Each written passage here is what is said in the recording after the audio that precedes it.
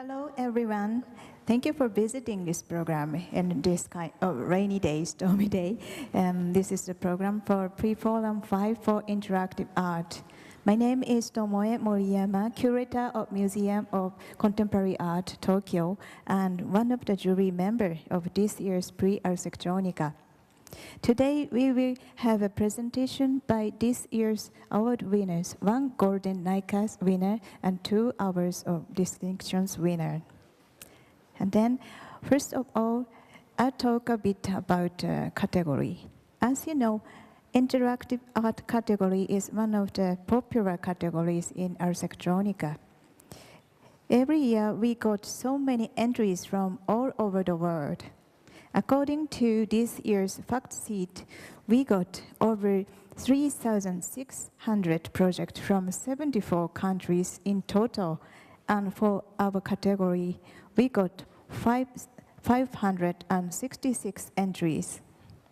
The interactive art category is dedicated to interactive works in all forms and all formats, as installations, performances, audience participation, and network project, and telepresence and communication, and virtual reality, augmented reality, and innovative interfaces.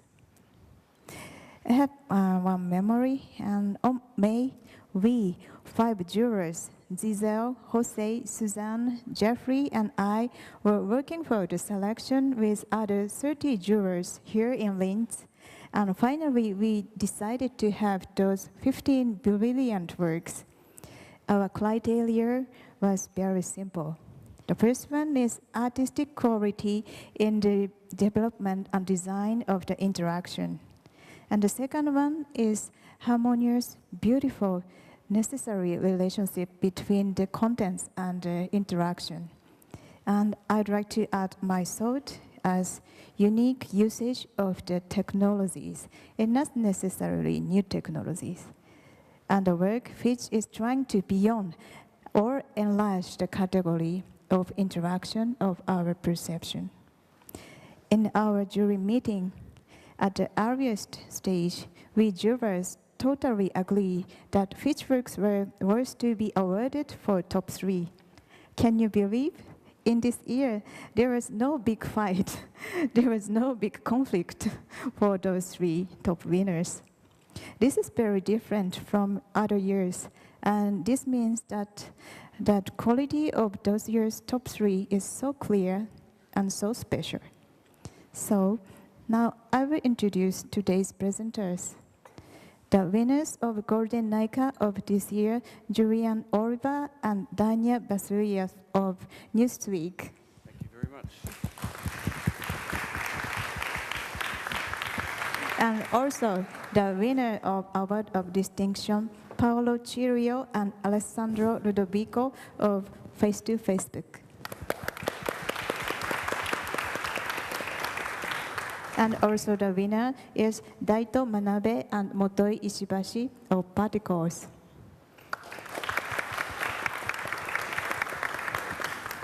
So it's better to have start the presentation. At first presenter is Julian and Danja. Please start your presentation.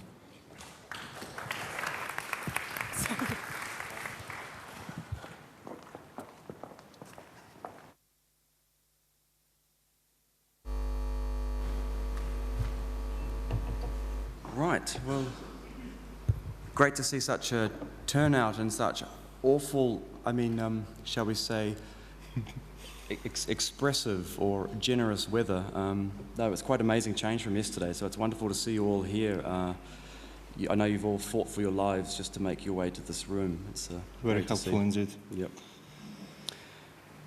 Yes, right.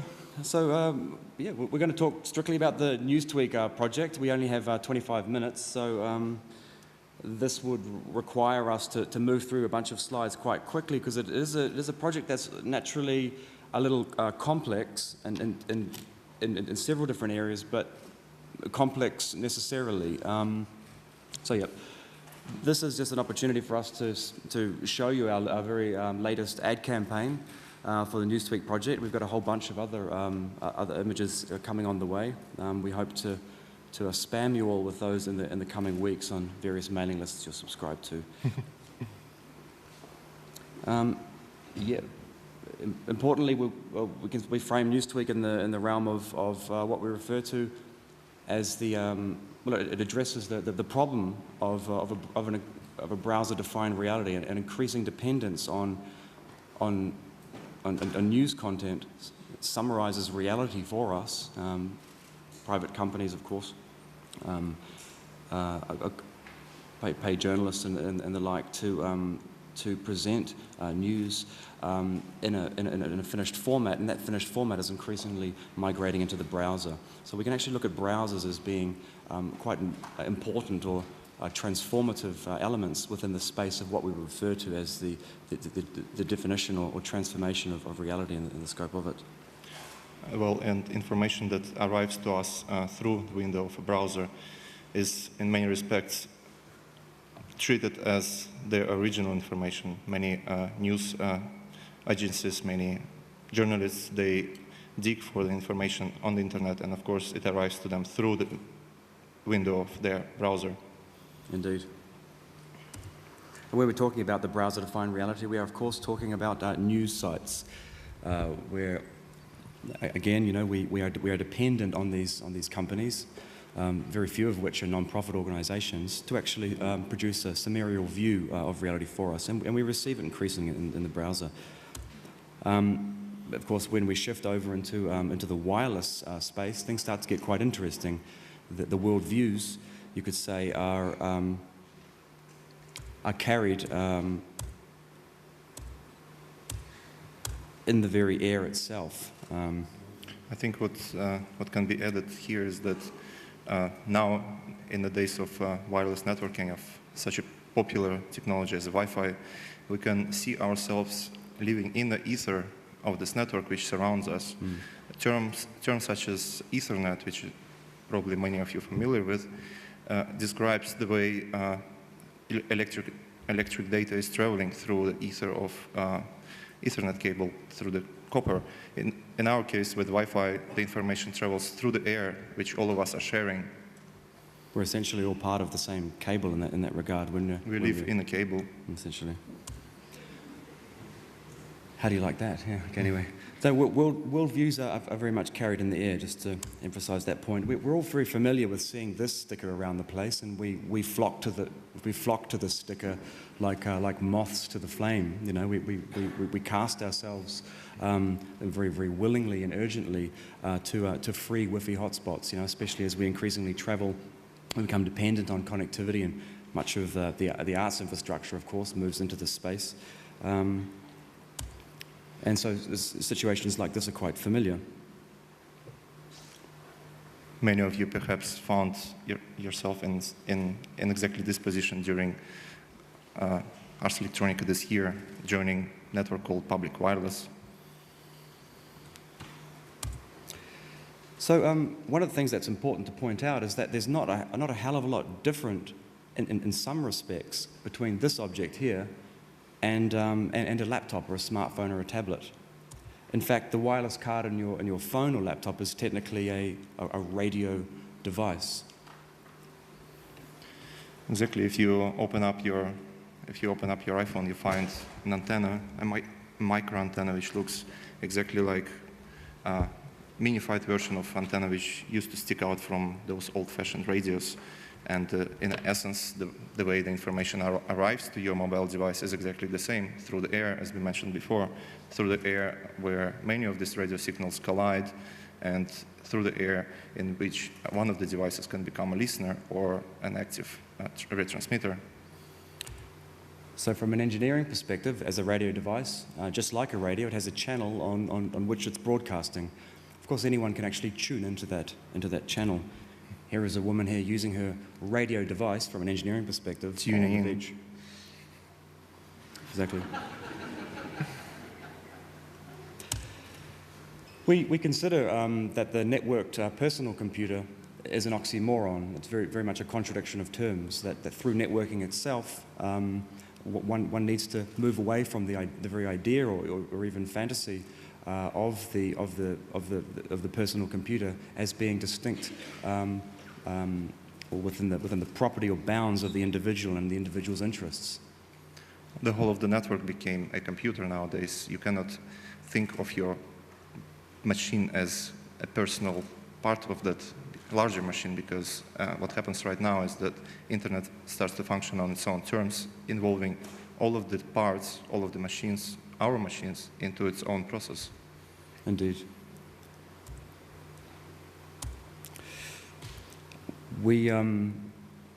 Newstweek really began here, actually. It's a very, very nice place for it to begin. This is not here, but well, not here so there. much, but yeah, there, on the picture. The place that's represented by the image on that display. But the Chaos Computer Club convention in Berlin, Danja and I had a rather absurd and barely legal idea to fit a small router into a wall plug and sneak it into the world's biggest and most significant hacker convention, and see how long it lasts.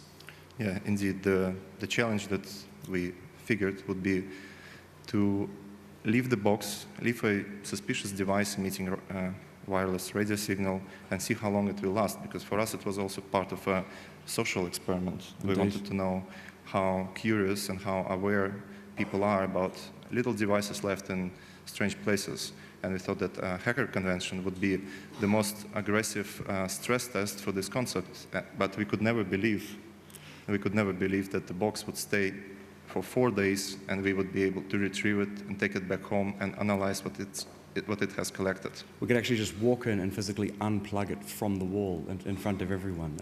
We could even see it from 50 meters down the street, right. Using our own radio devices. We had a friend helping us with retrieving the box. However, it didn't change the outcome. It came back to us. We really realized that we were onto something, that this small little wall plug was innocuous enough to appear part of the infrastructure. It could have, for instance, been it could have even been some kind of thermostat or barometer or possibly even some electricity sensor that was keeping an eye on the power grid that was supplying electricity to the building. Many people ask us, why don't you just hide it? Why don't you hide it inside the wall? Why don't you make it look like a mobile phone charger? But for us, this blend with the infrastructure of the building, with the infrastructure of the local electrical circuit, is a very important factor, because that allows the device to be completely transparent. When you can plug something through something else was plugged in the wall, it makes people have very safe feeling about what they're seeing.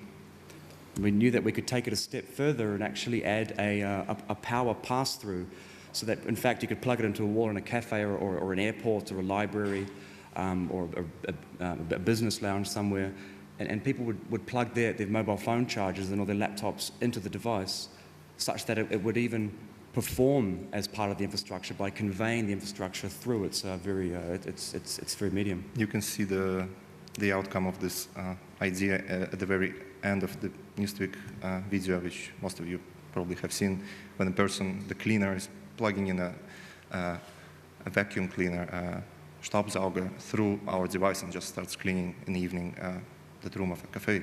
And we've done tests where we haven't necessarily been modifying the network, but we've put it in a wall, and people have come up and simply plugged their laptops in. They certainly don't. But you don't have to do it in order to get affected by the Newstweek device, of course.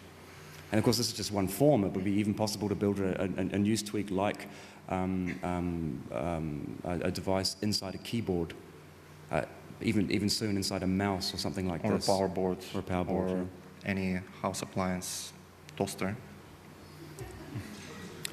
Toaster could become a news toaster, or something like that. Yeah. And it's got a lot more geek cred, hasn't it, too, actually? Sure. Like geeks from the 60s on were modifying toasters and fridges. Indeed. Right. Computational toasting, yeah, it's the new thing. Yeah. So that's how our device looks inside.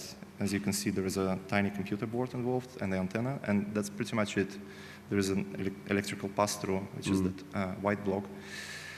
And yeah, you close this device, you upload the firmware, you close the device, you bring it to a place which you want to influence, and that's it. It's really important to mention here that, that we had to produce a how-to document that's available at newstweek.com/how-to, just to prove to the vast number of people that were, of course, configuring Newstweek within a design fiction project, and now people all around the world are, in fact, building Newstweek devices, and you can build them yourself for about 35 euros. We have the full instructions online, all our firmware and scripts are there. But anyway, this is what's referred to as a man-in-the-middle style of attack. It's the Newstweek device is, in fact, within the context of network engineering, it's considered to be a man in the middle. I will explain that. It's quite a literate concept when there are two entities who are communicating, and a third one is dropping exactly between them, stands in the middle, and can pass whatever objects, information, goods is being passed between the two. That person or device becomes the one in the middle. And this diagram describes how a Newstweek device turns into one of these man-in-the-middle machines. By attacking a wireless network and by spoofing the hardware address of the router of that network, of the gateway of that network, it spoofs itself to become a substitution for that gateway, so that all information on the wireless network starts to pass through and back Newstweek device, on which we run several filters. And you can think of it, for instance, that if you have a friend that's called Sarah, and Sarah lives at the street address, you could, for instance, route all the mail that's intended for that street address for Sarah by simply binding that street address with your name. Essentially, all the mail would of course come to you, and we do that on this network using this technique called up cache poisoning, and it's an age-old exploit. It's just that we have formalized it and packed it into a small wall plug. Indeed, I find it's important to note that we haven't created any hack. In fact, Newstweek is not a hack. It's not a network hack at all. It's just you can say that it's a misuse of really old protocol, which was there at the very beginning of the internet. It's a very important protocol, but nowadays it became a flaw. Especially with the ubiquitousness of wireless technology, it becomes really problematic because we have the situation where network managers on your devices are constantly looking to hook on to to associate with an access point. And they're very aggressively hitting those networks with the likes of ARP packets asking for the address that belongs to this name. We simply shout a little bit louder than everyone else and pass all that traffic through our box. And this was one of the very early evidences of it in practice. This is part of one of our videos online where you can see the entire process documented step by step. Again, we had to produce this video to show people that this age-old exploit that targets a very, very old flaw in computer networking was in fact alive and well. And as well that the effect of Newstweek can not only be seen on a laptop or a personal computer, that just as well it affects iPhones and mobile tablet computers and something like this Nokia device. There is no limitation to only a personal to a PC machine, basically. It's important to mention that it's that within from the technical domain we have this man-in-the-middle attack, but you consider man-in-the-middle from the perspective of the broader news topology or teleology, the control structure of world news. When one visits a news site, one thinks that you're having a direct conversation with that server itself. In fact, you're having a conversation with a whole string of other computers on your way via routers to that actual source of the news. And importantly, we consider and we actually literally position the Newstweek device as just another computer along that route. I think you can also say that the manner in which digital information is being transferred over the network is in fact not transmission of the origin, but it's a endless continuous process of copying of the origin and creating a copy at every hop, what's called hop, a jump that piece of information takes between two computers. It's in fact not just the transferring of this information, but creating a copy. And in fact, this process does not deliver the origin because some technical parts of that packet is being changed, but the payload is not changed. But in our case, we are just going a little bit deeper and changing not just the headers, which are changed anyways, but also the payload, which creates the effect of receiving a modified copy. And indeed, we're normally used to the idea of the printing press, of the news agency being in the news building, or maybe it's a subcontractor that works for that particular news source. But in the context of computer networking, again, you're looking at a chain of dependency which increases the vulnerability and the possibility for attack vectors like this tenfold, exponentially, with every single one of those exchanges, every single one of those servers, every single one of those routers, all along the way from the news source to be rendered in your browser. There might be 10 or 15 people responsible for that machine. So there's a tremendous amount of investment in the metal and mines that make it all work. To form the substrate in which we then invest our opinions, in which we form our very ideas about the world and how it all works. Our democratic decisions are dependent on this extraordinarily fragile teleology. This wasn't us. This was interesting. Who was it? Yeah, Arte does a TV. Yeah, the French director wanted to test the device for filming a little doco he did on us for Arte, and he made this tweak. And of course, it's a very antagonistic and aggressive tweak. But it's one of the things that you quickly realize when you're providing something like a platform like Newstweek is people are so quick to voice their various acts. Indeed. And some people perhaps don't even take it so seriously that what they do does not just appear in their browser, but in the browsers of people in the vicinity of the network that they are playing with. And of course, as with any tool, as well as with Newstweek, the owner of a tool has to take responsibility for the purpose for which this tool is being used. And imagine if one was, for instance, modifying flight times in an airport, or one was modifying, for instance, stock market values in a business lounge and causing a businessman or a CEO to not invest in that company at that time because he sees it as plummeting. Or, it is significant, the investment we place within this frame we refer to as the browser. We received several, actually quite many critical thoughts about our project, saying like, you revealed a technology which is potentially dangerous, and yes, it is dangerous, but simply when you buy a screwdriver in a shop, no one warns you about the fact that you can use this screwdriver to, well, do quite a bit bad things with it. However, you buy the screwdriver and you use it for its purpose. The same thing with Newstweek. You can screw up quite many things, but you can also use it for this very delicate and accurate action, which we were thinking of when we were designing this.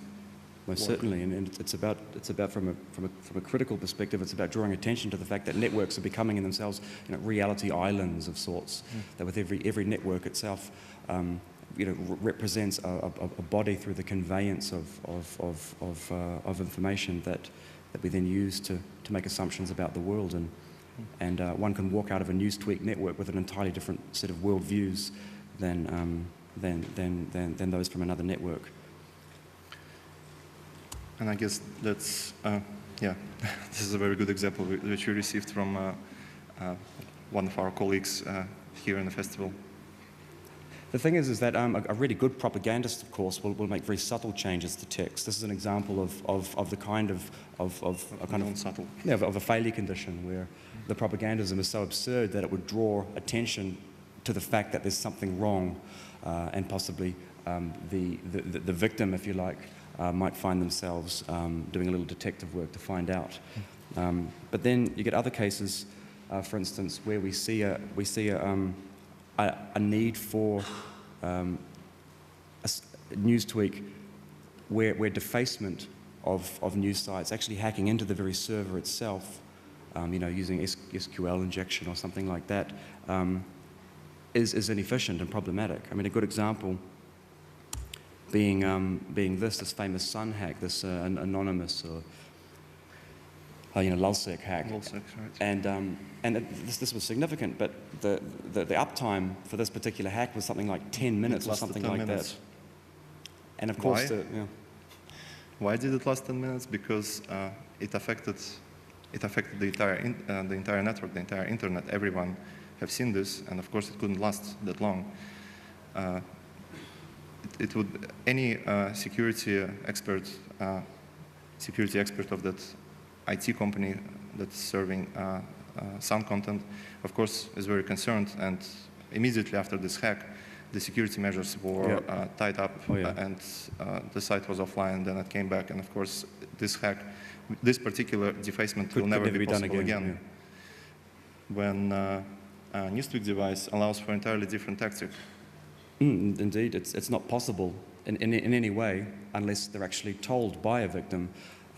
For the Sun, for instance, or the Independent, Guardian, Al Jazeera, to actually know that their content has been modified on the target network. Newstweek, in its turn, allows for a complete distributed, if you might, version of a substitution of the content. And we are, in fact, with Newstweek project, we are not interested in defacing sites, but in substituting the contents by using the very nature of the network, by using the distributed attack vector, when we are targeting not the sites themselves, but the medium through which the information is being transferred. No, indeed. No, I think that from the perspective of interactive art in the context of this festival and getting this important award, we can think of it as other people's screens are the screens of our interaction design, and by virtue of that, the minds behind those screens, and so our little device is screenless. It has no screen on it, but it interacts with the screens of others. This is one way of thinking about it. All right. And this is our topology when we're working from Berlin. You can see there's a whole bunch of servers all around the world, and then Newstweek devices are the men. Maybe there should be a feminine, a woman in the middle.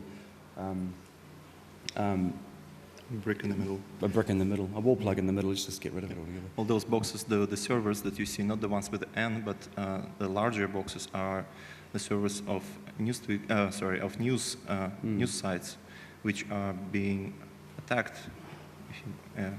by the Newstweek devices, which you see being marked with N, and the laptop in Berlin headquarters is a controlling machine. So to clarify, I guess, one plugs a device in that you've made. You configure it to attack a particular target local network, and then you walk away. You go to Canada, or you go to Kuala Lumpur, and you go to the hotel or your apartment, and then one selects a news site from a drop-down menu at remote.newstweek.com after logging in, and then selects a piece of text, types in your substitution, and the device is constantly polling remote.newstweek.com for those filters, and it runs them on the box. So one doesn't need to be physically present in the room. This is also a common misunderstanding about the project. You don't need to be physically in the room. You can be anywhere in the world. And in fact, if you don't want to use our, you might think, centralized server, you can always program your own Newstweek device to do whatever you want, in fact, without having to even communicate with the Newstweek network. You can have it completely isolated. And the software that we are providing is provided in its source version, because most of the software that we wrote is in fact are in fact scripts, shell scripts, and you can easily modify those to create your own iteration of Newstweek device without having to stick to the simple rules that we've created.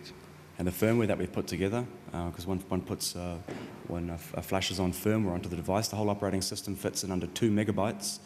It's a 2 megabyte operating system, all the scripts. Like a 2 gigabyte operating system, it's 2 meg. It was quite a lot of work to get it down to such a small memory footprint. But one can also customize every firmware itself. It's all based on OpenWRT. Right. Yeah. Yeah, this is our slogan, fixing the facts. I guess this is a good place to end and open it up for receive any questions. Yeah. Indeed. I hope that clarifies our project for you all. Thank you very much for your time. Thank you.